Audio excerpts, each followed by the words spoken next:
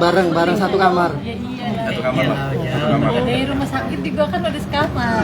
Asik. Sepakat rujuk, Randy Kejarnet ngaku sudah serumah dan seranjang lagi dengan Lady Nayawan.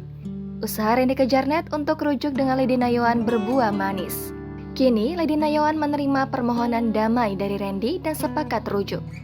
Keputusan itu diambil Lady Nayawan setelah melihat kesungguhan Randy Kejarnet pasca mereka mengalami kecelakaan mobil. Setelah perdamaian terjadi, diakui Randy dirinya dan sang istri sudah tinggal satu rumah lagi. Sudah dari kemarin sebelum kita rujuk sebenarnya, kata Randy Kejarnet di Pengadilan Negeri Bekasi pada Rabu 16 Agustus dikutip dari grid.id. Terlebih ketika keduanya kecelakaan lalu lintas di tol Jatibening, kondisi Lady Nayawan lebih memprihatinkan daripada Randy. Randy Kejarnet mengurus sendiri istrinya selama di rumah sakit dan perawatan di rumah pasca kecelakaan. Ketika ditanya keduanya sudah kembali satu kamar atau belum, Randy dan Lady tertawa.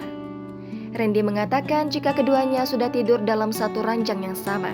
Bareng satu kamar, Lady kamar. Serumah tapi takutnya nggak serawat. Ada jarak. Guling ya? 50 kilo. Enggak, bareng satu kamar.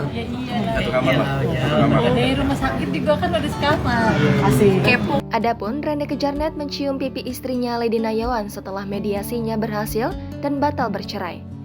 Randy Kejarnet mencium pipi Lady Nayawan saat dia mengungkapkan harapan barunya untuk Lady Nayawan yang baru saja merayakan ulang tahun ke-33.